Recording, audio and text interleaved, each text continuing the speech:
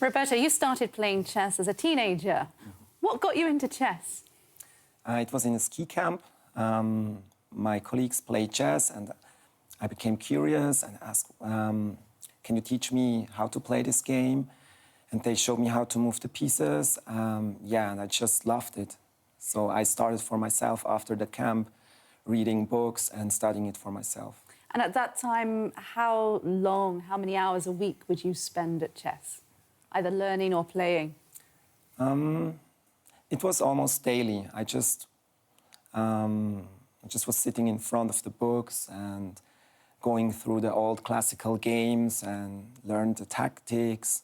Yeah, it was a really new world and what amazing. changed for you when you started to play? Did anything change in your life, your ideas, your goals, your choices?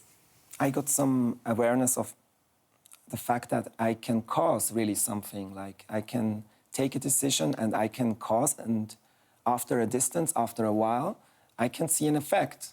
And this was really amazing and to see.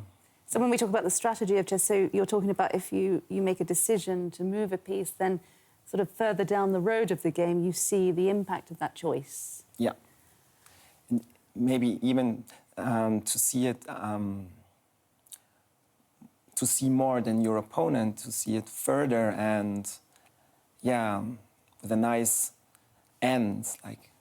And would you say then that life is like a game of chess? We often hear that.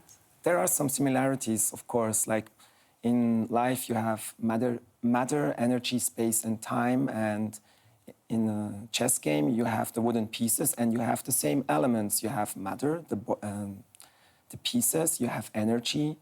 You have space on the board, and time is a really important factor. How do you believe it's impacted your life and your decisions in real life, not at the game?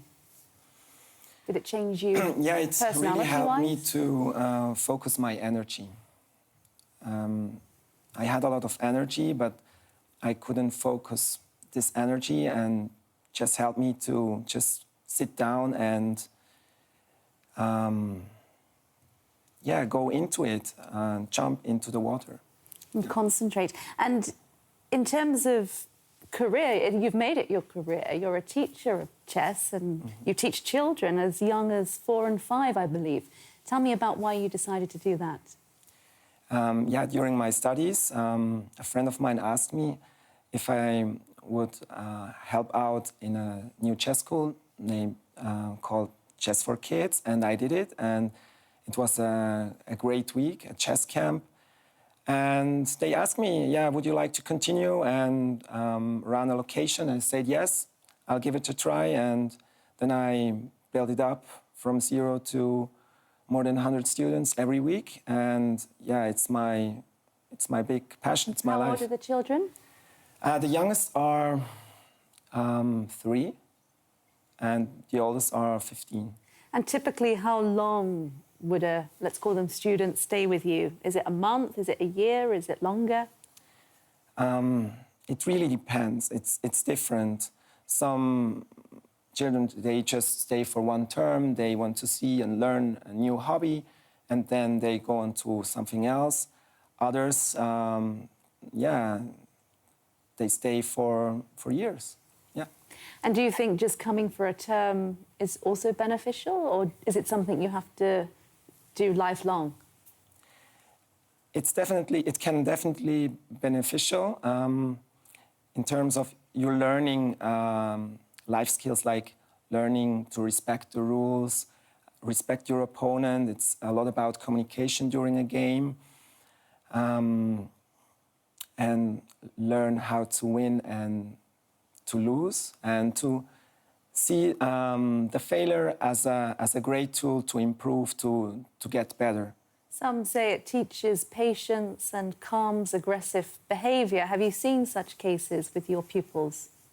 Yeah, definitely, because through practice, they lose and lose, and then they win. And all the time, every move is like a trigger. It triggers you. Your opponent is triggering you with every move, and you can become aggressive because of the moves. And then you learn, oh, okay, I can make my own decision. I can play a move. I can give my answer to this problem, to this conflict. And this is why chess can really change lives. And yeah. It's helping you to be more confident, would you say, more self-confident in the world?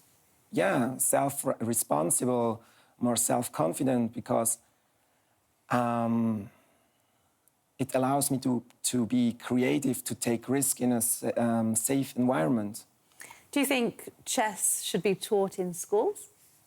Definitely, it's and there have been projects, and there are still projects going on, and I can see how students change.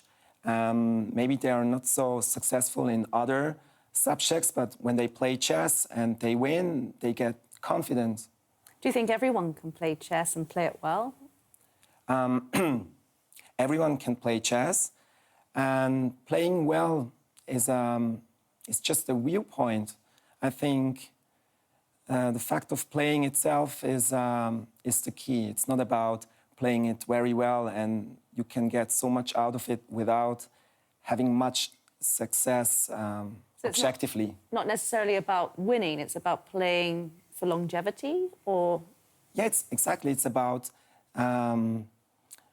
what happens during a game. Like, there are so many situations and where you get in contact with interesting emotions, nice ones and difficult ones. And the result is just at the end. But what happens in between is the most interesting thing. And equally as important. Yeah. And is Switzerland unique in this? Is it a worldwide effort for children to play chess? Has it been trendy and then disappeared and been trendy again? Does it come in and out of fashion, would you say? Yeah, it's definitely a new fashion. Chess becomes more and more popular. And it's because of the chess schools, of the chess camps, and a lot of very great projects and activities here in Switzerland, in the French part especially, in school chess, chess in schools, and also in the German part. Everywhere it's going on. It's going on a lot. Do you think that you can get everyone hooked on the game? The children you have, do some of them sort of dismiss it and walk away, or can you get them to engage with the game quite easily? I think I can do it quite easily. I'm successful at it, but it's of course, the biggest challenge, because everyone is individual and needs an individual approach. You cannot just apply a certain program on everyone. You have to be in contact with the students and to feel and see what they need. And so you need a lot of social skills. And these social skills, when you have a class of, I don't know how many, but say 5-year-olds, how can you, I mean, most of them have very little in the way of social skills. How can you get them to engage with you? Talk me through how you get them started. I think it's really important to develop some awareness of a group. We are together because chess is like an individual sport, but we do the training as a group experience with a lot of movement, exercises together, and they have to learn to practice together. I cannot just do whatever I want. I have to relate to other persons. And do you use big pieces of chess? Yeah. Or?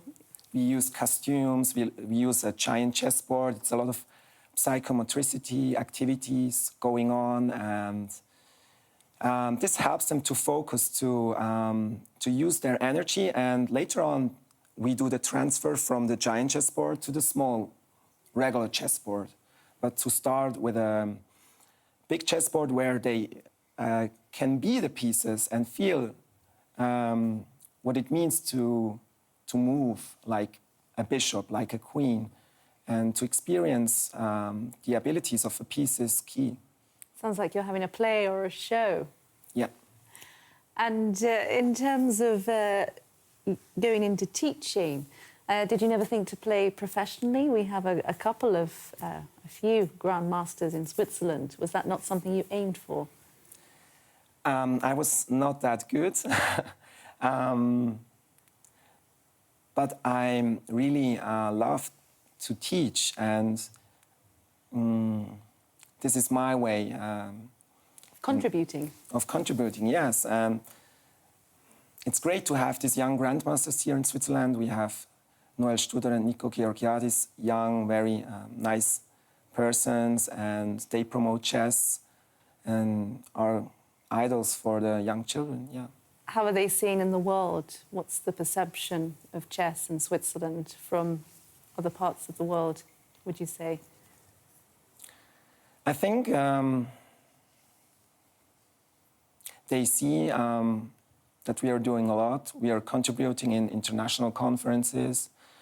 We're taking part, and the Swiss Chess Federation is active as well, and there are a lot of chess schools. I think the